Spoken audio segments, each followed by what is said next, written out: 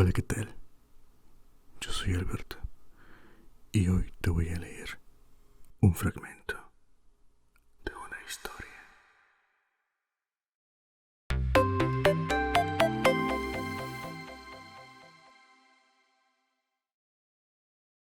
Hoy te presento 1984, capítulo 1, parte 7. Si queda alguna esperanza, escribió Wellston, está en los proles. Si quedaba alguna esperanza, debía estar en los proles, porque solo en esas masas despreciadas que constituían el 85% de la población de Oceanía podía generarse la fuerza necesaria para destruir al partido. Este no podía derrocarse desde dentro.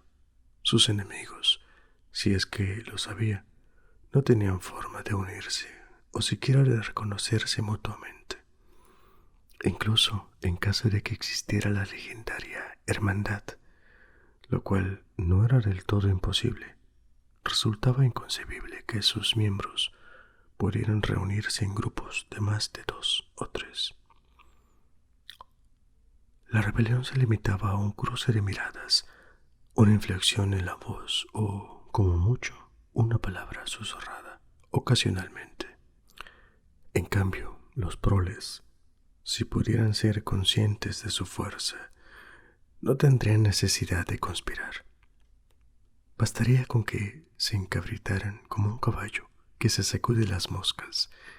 Si quisieran, podrían volar el partido en pedazos a la mañana siguiente. Tarde o temprano tenía que ocurrírseles.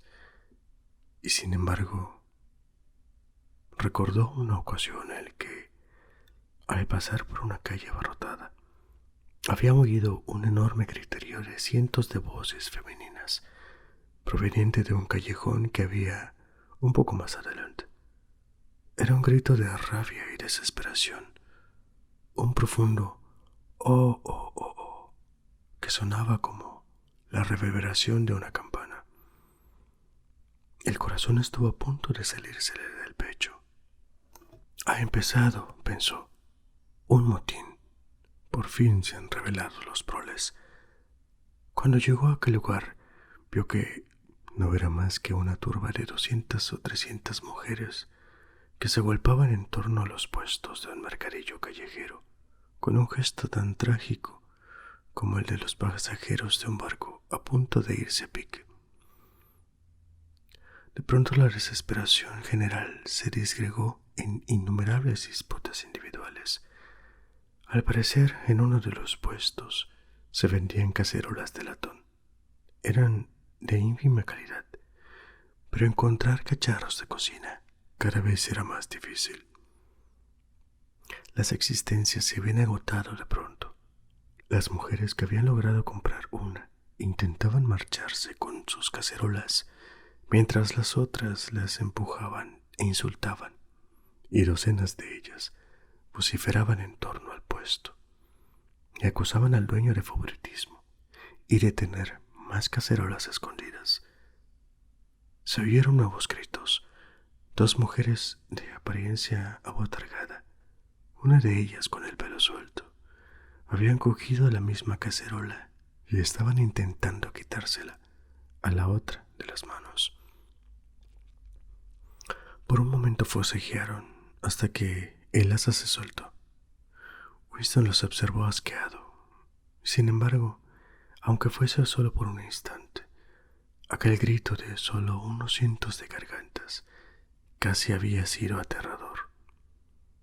¿Por qué nunca gritaban así por algo que tuviese verdadera importancia?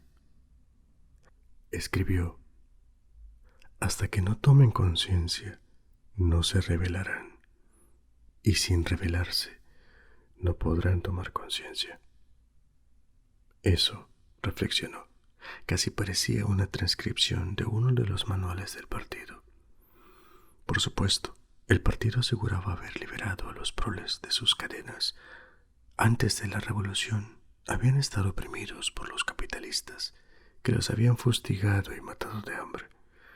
Habían obligado a las mujeres a trabajar en las minas de carbón, cosa que seguían haciendo, y habían vendido a los niños a las fábricas a los 6 años de edad.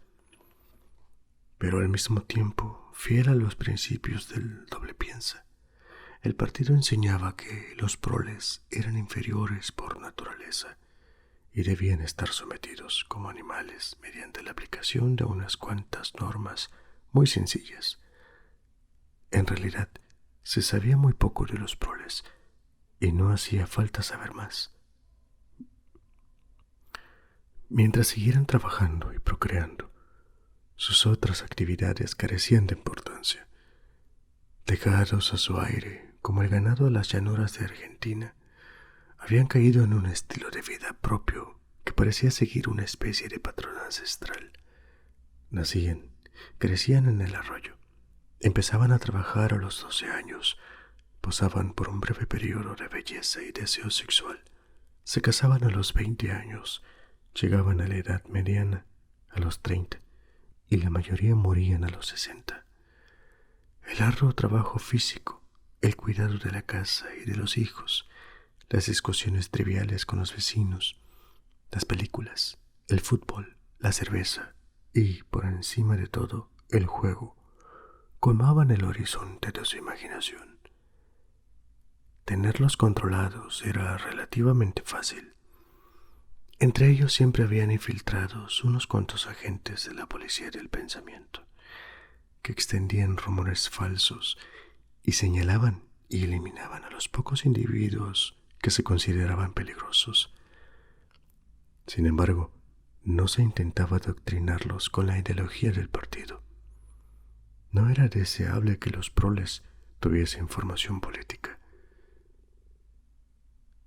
Lo único que se les pedía era un primitivo patriotismo al que poder recurrir, en caso necesario, para hacerles aceptar jornadas más largas o raciones más escasas.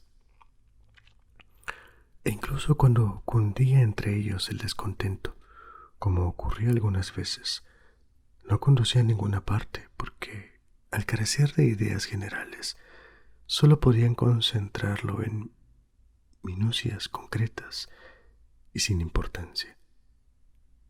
Inevitablemente pasaban por alto los males mayores. La mayoría de los proles ni siquiera tenían telepantallas en casa. La policía civil apenas se metía con ellos. En Londres, la tasa de criminalidad era muy alta. Había todo un mundo dentro de un mundo de ladrones, rateros, prostitutas, traficantes de drogas y todo tipo de maleantes. Pero como todo ocurría entre los mismos proles, nadie le daba mucha importancia. En las cuestiones morales se le permitía regirse por un código ancestral. No se les imponía el puritanismo sexual del partido. No se castigaba la promiscuidad y el divorcio estaba permitido. De hecho, incluso se habría permitido el culto religioso si los proles hubiesen demostrado tener la menor necesidad de él. Estaban fuera de toda sospecha, como decía el eslogan del partido. Los proles y los animales son libres. Winston alargó el brazo y se rascó la nariz con cuidado. Otra vez había empezado a picarle. Siempre acababa volviendo a lo mismo, la imposibilidad de saber cómo había sido verdaderamente la vida antes de la revolución. Sacó del cajón un ejemplar de un libro de historia para niños que le había prestado a la señora Parsons y empezó a copiar un pasaje en el diario. En los viejos tiempos, decía el libro, antes de la gloriosa revolución, Londres no era la hermosa ciudad que hoy conocemos. Era un sitio oscuro, sucio y paupérrimo, donde casi nadie tenía suficiente comida. Y cientos y miles de personas no tenían botas que ponerse, ni un tejado donde guarecerse para dormir. Los niños de vuestra edad tenían que trabajar 12 horas al día para unos amos crueles que les azotaban con sus látigos si trabajaban demasiado despacio y solo les alimentaban con agua y mendrugos de pan duro. Entre esa terrible pobreza había unas cuantas mansiones muy hermosas donde vivían los ricos y que tenían hasta 30 criados para cuidarlas. Esos ricachones se llamaban capitalistas. Eran feos y gordos y tenían cara de malvados, como el de la ilustración de la página siguiente. Como ven, llevaban un traje negro largo llamado frac y un extraño sombrero en forma de chimenea que se llamaba chistera. Era el uniforme de los capitalistas y nadie más podía llevarlo. Los capitalistas eran los dueños de todo y los demás eran sus esclavos. Poseían toda la tierra, todas las casas, todas las fábricas y todo el dinero. Si alguien les desobedecía, podían meterlo en la cárcel o quitarle el trabajo y matarlo de hambre. Cuando una persona normal hablaba con un capitalista, tenía que hacerle reverencias y quitarse la gorra y llamarle señor. El jefe de todos los capitalistas se llamaba el rey y Winston sabía lo que vendría a continuación. Hablaría de los obispos con sus mangas de lino, de los jueces con sus togas de armiño, de la picota del potro, de los trabajos forzados, del látigo de 7 colas, del banquete del Lord Mayor y de la práctica de besarle los pies al Papa. También había algo llamado Jus Primae Noctis, que probablemente no aparecería en un libro de texto para niños. Era la ley que daba a derecho a los capitalistas a acostarse con cualquier mujer que trabajase en una de sus fábricas. ¿Cómo saber qué parte de aquello era verdad y qué parte era mentira? Tal vez fuese cierto que la media de la gente estuviese mejor ahora que antes de la revolución. La única prueba de lo contrario era la muda protesta que notabas en sus propios huesos. La sensación instintiva de que las condiciones en las que vivías eran intolerables y que en algún otro momento debieron ser diferentes. A Winston le sorprendía que lo verdaderamente característico de la vida moderna no fuese su crueldad e inseguridad, sino su vacuidad, su lobreguez y su apatía. La vida, si mirabas a tu alrededor, no se parecía a las mentiras que brotaban de las telepantallas ni a los ideales que estaban intentando imponer el partido. Gran parte de ella, incluso para los miembros del partido, era neutral y apolítica. Consistía solo en sudar tinta en trabajos horribles, en pelearse para encontrar sitio en el metro, en remendar un calcetín agujereado, en gorronear una tableta de sacarina y en guardar una colilla. El ideal del partido era algo gigantesco, temible y deslumbrante, un mundo de acero y cemento, de máquinas monstruosas y armas terribles, una nación de guerreros y fanáticos que desfilaban delante en formación, pensando todos lo mismo, repitiendo las mismas consignas, trabajando sin cesar, luchando, triunfando, persiguiendo. 300 millones de personas con la misma cara. La realidad eran ciudades sórdidas y en ruinas, en las que la gente mal alimentada iba de aquí para allá, con los zapatos empapados, y vivía en deterioradas casas decimonónicas que olían siempre a col y a váter atascado. Le pareció ver un Londres vasto y ruinoso, una ciudad de 1 millón de cubos de la basura, mezclado con ella una imagen de la señora Parsons, una mujer con el rostro arrugado y el cabello encrespado que hurgaba imponente en un desagüe obstruido. Alargó el brazo y volvió a rascarse el tobillo. Día y noche las telepantallas machacaban los oídos con las estadísticas que demostraban que la gente hoy tenía más comida, más ropa, mejores casas y mejores formas de divertirse, y que vivía más tiempo, trabajaba menos horas, era más grande, sana, fuerte, feliz, inteligente y educada que hace 50 años. Ni una sola palabra de lo que decían podía demostrarse o rebatirse. El partido afirmaba, por ejemplo, que el 40% de los proles adultos estaban alfabetizados y que antes de la revolución el número había sido solo del 15%. El partido aseguraba que la tasa de mortalidad infantil era ahora del 160 por mil, mientras que antes de la revolución había sido del 300 por mil, y así sucesivamente. Era como una ecuación con dos incógnitas. Era muy posible que, literalmente, todo lo que decían los libros de historia, incluso lo que uno aceptaba sin dudarlo, fuese pura fantasía. Por lo que él sabía, era posible que nunca hubiese existido una ley como la Jus Primae Noctis, o personas como los capitalistas, o una prenda como la chistera. Todo se difuminaba en la niebla. El pasado había sido borrado. Se había olvidado que había sido borrado, y de ese modo la mentira se convertía en verdad.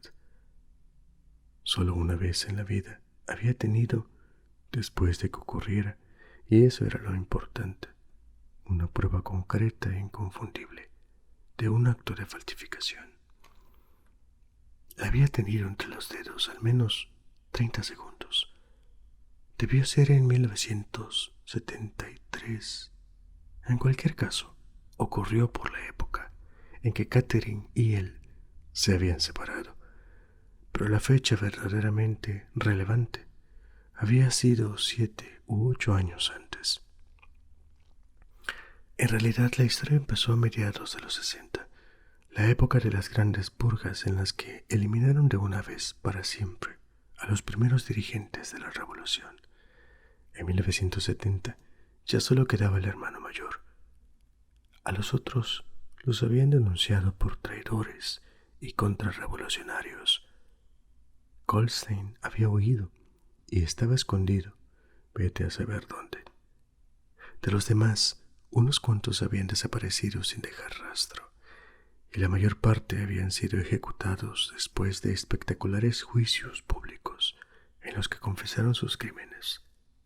Entre los últimos supervivientes había 3 hombres llamados Jones, Aronson y Rutherford. Debieron de retenerlos en 1965. Como ocurría a menudo, los 3 estuvieron desaparecidos 1 año o más, sin que nadie supiera si estaban vivos o muertos. Y de pronto se presentaron y se acusaron a sí mismos. Confesaron haber estado en convivencia con el enemigo. En esa época el enemigo también era Eurasia.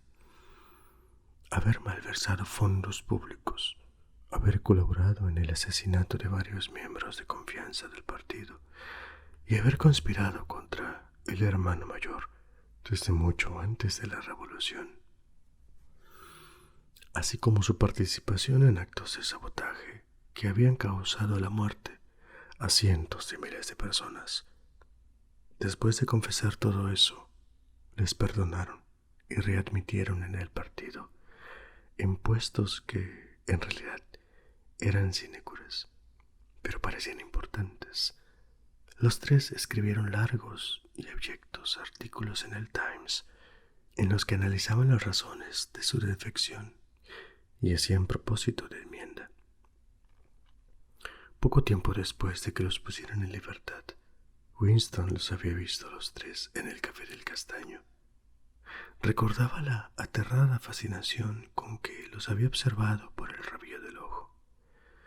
Eran mucho más viejos que él, reliquias de un mundo antiguo, casi las últimas figuras que quedaban de los primeros tiempos heroicos del partido. Todavía tenían en torno a ellos el glamour de la lucha clandestina y la guerra civil. Winston tenía la sensación, aunque en esa época las fechas y los hechos ya empezaban a volverse borrosos, de haber oído sus nombres varios años antes que el hermano mayor. No obstante, eran forajidos, enemigos, intocables, y estaban condenados a una aniquilación segura al cabo de 1 o 2 años. Nadie que hubiese caído una vez en manos de la policía del pensamiento podía escapar. Eran cadáveres esperando que los llevaran a la tumba. No había nadie en las mesas cercanas, ni siquiera era prudente dejarse ver cerca de ellos. Estaban sentados en silencio, delante de unas copas de ginebra aromatizada con clavo, que era la especialidad del café. De los tres, Rutherford era el que más había impresionado a Winston. Rutherford había sido un caricaturista famoso cuyas brutales sátiras habían ayudado a inflamar la opinión popular antes y durante la Revolución. Incluso entonces, de cuando en cuando, seguían publicándole alguna en el Times, pero eran solo una imitación de su primer estilo y resultaban poco convincentes y carentes de vida. Siempre eran refritos de los temas originales: las casas de los suburbios, niños famélicos, algaradas callejeras, capitalistas con chistera. Incluso en las barricadas, los capitalistas seguían llevando chistera. Un esfuerzo constante e inútil por volver al pasado. Era un hombre monstruoso con una melena de cabello gris y grasiento, bolsas en los ojos, cicatrices y gruesos labios negroides. En otra época debía de haber sido muy fuerte, pero por aquel entonces su corpachón se encorvaba flácido y grueso, y daba la impresión de estar desmoronándose por todas partes. Parecía estar viniéndose abajo ante tus propios ojos como una luz en una montaña. Eran las solitarias 15 horas. Winston no recordaba que había ido a hacer al café a esa hora. El local estaba casi vacío. Las telepantallas emitían música enlatada. Los tres hombres estaban en su rincón casi inmovibles y sin decir nada. Sin que se lo pidieran, el camarero les sirvió otras 3 copas de ginebra. Había un tablero de ajedrez en la mesa a su lado, con las piezas colocadas, pero no habían empezado ninguna partida. De pronto, durante casi medio minuto, algo les ocurrió a las telepantallas. La música que estaba sonando cambió, y el tono también. Era difícil describir lo que pasó. Fue una nota extraña, cascada, como un rebuzno y burlona. En su imaginación, Winston la llamaba la nota amarilla. Luego una voz de la telepantalla cantó: bajo las ramas del castaño, te vendí y me vendiste. Ahí están y aquí estamos, bajo las ramas del castaño. Los 3 hombres siguieron inmóviles, pero cuando Winston volvió a mirar el rostro ajado de Rutherford, vio que tenía los ojos llenos de lágrimas, y por primera vez reparó, con una especie de escalofrío, aunque sin saber por qué se estremecía, en que tanto Aronson como Rutherford tenían la nariz rota. Poco tiempo después volvieron a detenerlos. Por lo visto, habían vuelto a conspirar, nada más ser puestos en libertad. En el segundo juicio volvieron a confesar sus antiguos delitos y una retahíla de crímenes nuevos. Los ejecutaron y su destino quedó registrado en la historia del partido como advertencia para la posteridad. Unos 5 años más tarde, en 1973, Winston estaba desenrollando un fajo de documentos que acababa de salir del tubo neumático de su escritorio, cuando reparó en un papel que, sin duda, se había traspapelado entre los otros. En cuanto la aplanó, comprendió su importancia. Era media página arrancada de un ejemplar del Times, de 10 años antes. La parte superior, de modo que incluía la fecha, e incluía una fotografía de los delegados en una reunión del partido en Nueva York. En un lugar destacado en el centro del grupo se hallaba Jones, Aronson y Rutherford. No había duda posible, pero por si fuera poco, sus nombres figuraban al pie. La clave estaba en que, en ambos juicios, los tres hombres habían confesado estar en suelo eurasiático en esa fecha. Habían volado desde un aeródromo clandestino en Canadá a una cita en algún lugar de Siberia, donde habían conspirado con miembros del Estado Mayor Eurasiático y les habían revelado importantes secretos militares. Winston recordaba la fecha porque era el día de San Juan, pero la historia debía estar registrada en muchos otros sitios. Solo vio una conclusión posible: las confesiones eran falsas. Por supuesto que no era en sí mismo ningún descubrimiento. Ni siquiera entonces creía Winston que las víctimas de las purgas hubiesen cometido realmente los crímenes de los que les acusaban. Pero era una prueba concreta, un fragmento del pasado abolido, como un hueso fósil que aparece en un estrato inesperado y destruye una teoría geológica.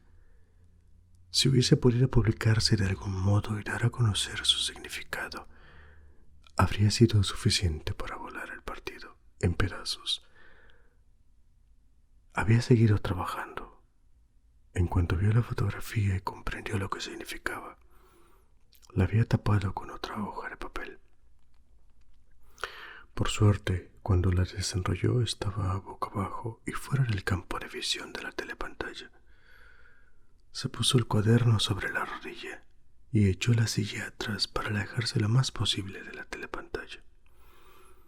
Adaptar un gesto inexpresivo era fácil e incluso se podía controlar la respiración haciendo un esfuerzo.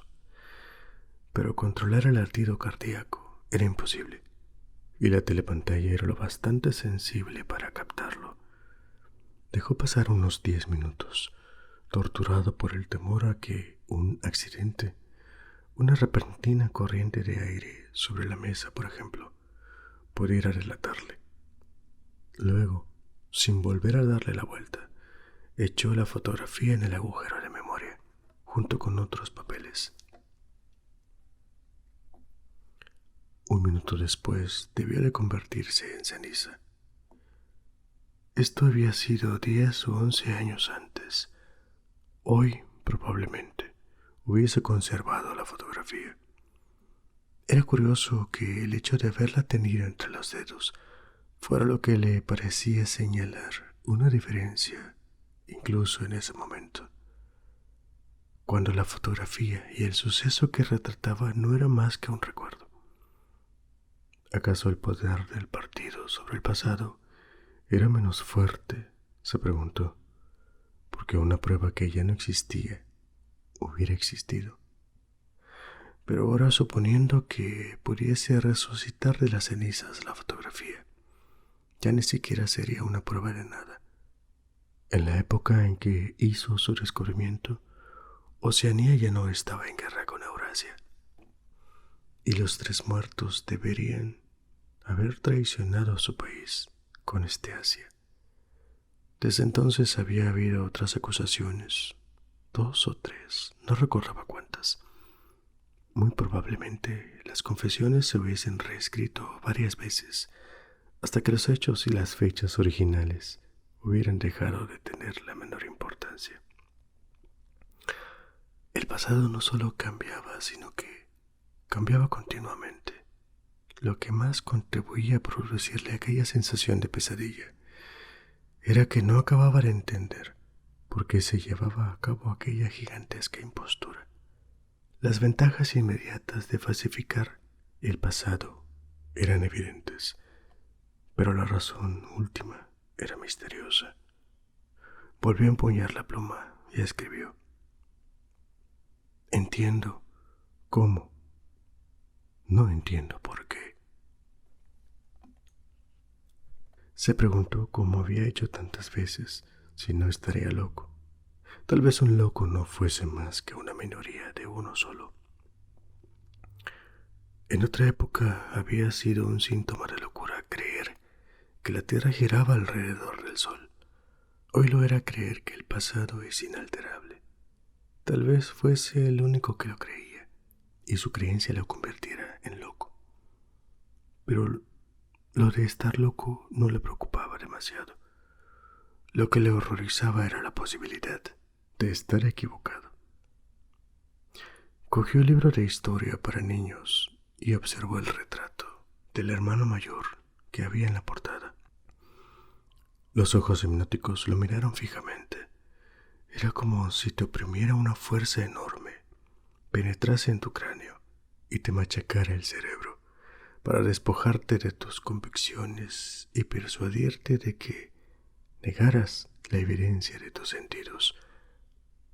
Al final, el partido anunciaría que 2 y 2 son 5, y había que creerlo. Más tarde, más temprano, era inevitable que llegaran a eso. La lógica de su situación lo exigía. Su filosofía negaba tácitamente no solo la validez de la experiencia, sino la propia existencia de la realidad externa. El sentido común era la peor herejía, y lo terrorífico no era que te mataran por pensar de otra manera, sino que era posible que tuviesen razón. Pues, después de todo, ¿cómo sabemos que 2 y 2 son 4? ¿O que la fuerza de la gravedad actúa? ¿O que el pasado es inalterable? Si tanto el pasado como el mundo externo existen solo en la mente y ésta es controlable, ¿qué nos queda?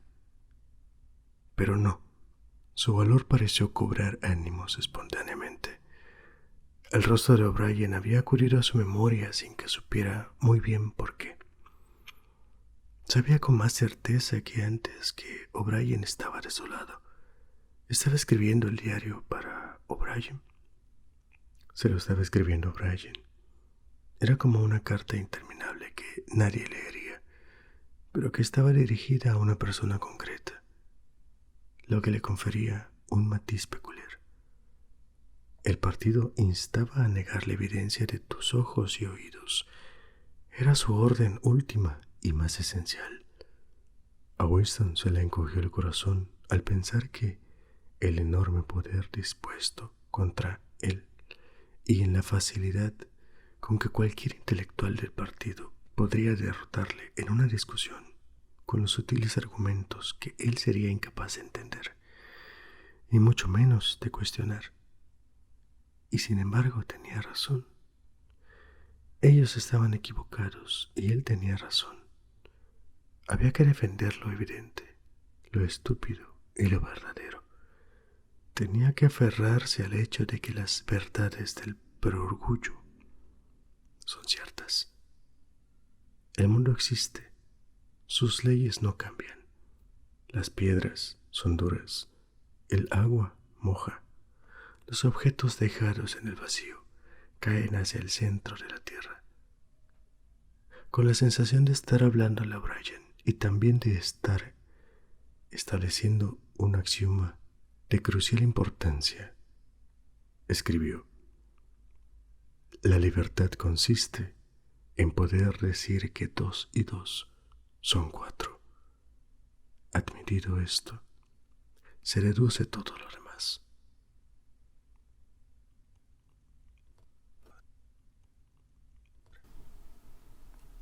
Si te ha gustado, dale like y suscríbete.